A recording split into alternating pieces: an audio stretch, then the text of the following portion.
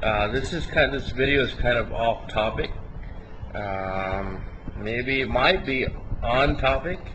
This is a really creepy video because I'm just experimenting right now, right? I'm experimenting on different topics to talk about and what garners attention. What's a good way to make a video? What's the, oh my God, no. Okay, I hate it when people message me on Facebook. Man, I don't want to talk right now. Anyway, so I know I can turn that off or something, but anyway, so here's this video, right? Now, what's going on? Oh man, I'm gonna go into chats and disable things. Oh, God, where do I go? Man, here. Okay, options, block, turn off chat. Perfect. I'm off chat. Man, turn off chat for all contacts. Yes. Okay, done. Out of there. Okay. Now this video, for God's sake, let's get to this video, right? So it's so creepy. Look. Watch this. This guy, right? This guy made a video. It's not a very long video. It's just like a short clip. The guy makes this video of him, right? And then it's just, he's got this angry face, right? Let me get to the face again. Look at this face. It's so angry. And then he just kind of randomly just shows, you know, like, I don't know, shows us around moves the camera around his car. This guy's a lawyer, and one of the things that I don't trust anything on social media, not really, but kind of. The thing is, I just experimented, and I just friended, I said yes to every single friend request that I ever got on Facebook, and I have now like 5,000 friends on Facebook. And again, this guy looks angry. So I don't even know this guy, right? I don't know most of the people, almost all of them that I have as friends on Facebook. I'm not one of those guys that goes around and like post things about, okay, I'm at this restaurant now, guys, check me out. I bought this new car or this new phone, check me out.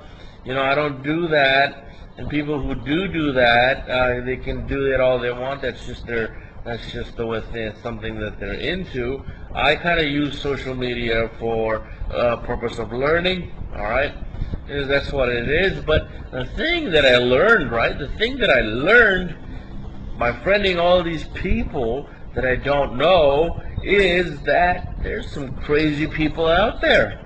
And there's like different trends going on that you might not get exposed to.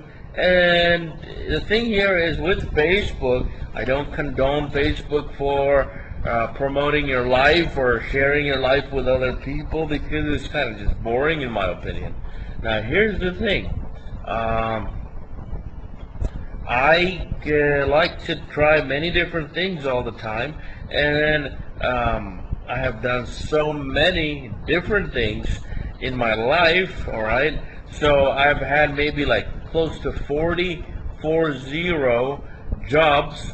Why am I talking about this? Because, well, here I've got almost my entire complete job history, honest job history that I wrote, relevant or not, because it's not a resume, and it's just what it was, right? So I started off as I should probably increase the zoom on this, because my videos are terrible, and you can't see anything that I'm looking at, right, in the video.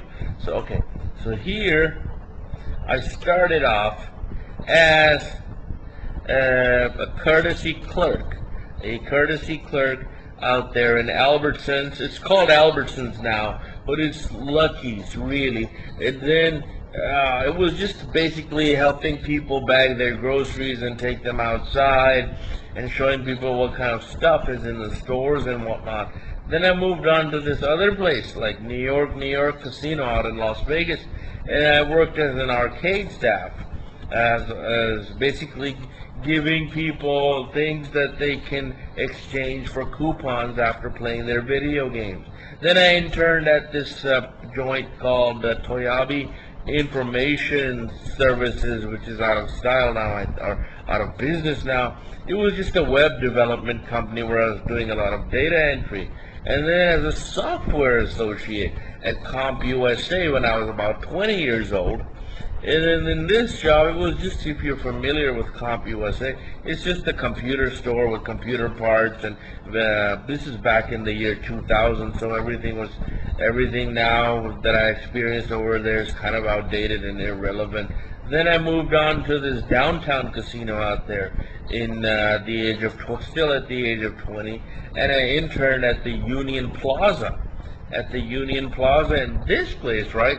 So this place was just basically me creating different things in Excel for the accounting department. Anyway, so moving on right along, at the university that I went to, University of Nevada, Las Vegas, I was an academic advisor and tutor. I tutored almost every subject out there that's out there at that university.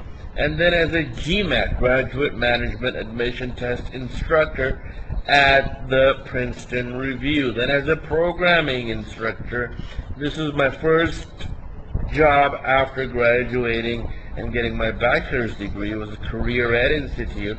And then I got a much higher paying job at ITT Tech, which has gone out of business. So that was like a good gig over there. Then I ended that in 2004, and I had been doing this thing with a lot of tutoring in all these different subjects. So I know all these different things. That's Super Tutors USA. Then I moved to the city of Houston and worked as an application developer at the University of Houston. Then I worked at this real estate company called Ashton Woods, simply doing data entry. And then I worked at EMC, which is now merged with Dell as a Dell implementation and data storage specialist. And I also worked at Alief and Angleton ISD as a public school district, which is kind of got lost in the mix here. Then I moved to Karachi, and I worked very briefly as a psychologist at the Neuropsychology Center out here in Pakistan. Then I worked at the British International School as a math, physics. I even did a little bit of economics, English, and God knows what at that school. Then I moved to Kuwait, which is not listed here. At Kuwait, I went and worked at the Gulf English School. And I worked at the International Academy of Kuwait, and then I tried to start all these different businesses with American Academy Kuwait, Diamond Educator, 22nd Century Web. I'm still kind of debating whether or not to pursue any of these things, but it's a lot of stuff going on simultaneously. So it's like, okay, it's all over the place, right? So that's on the Facebook. And then there, you run into things where, okay, let's say you're applying for a job, and then someone wants to interview you. They might check your Facebook, and then they might decide not to hire you. Forget about it. Nobody has the time. Nobody cares. You don't need any privacy settings on Facebook. You don't need to be paranoid about your password. That's the attitude, basically, I've always had, and that's kind of good because I've never ran into any trouble because of that. And then now I've got all these people that I did know in the past that are now in the U.S. and they're like not interested in anything that I'm doing because they don't have time. They're too busy working, which is perfect. And I'm going to end this video right here.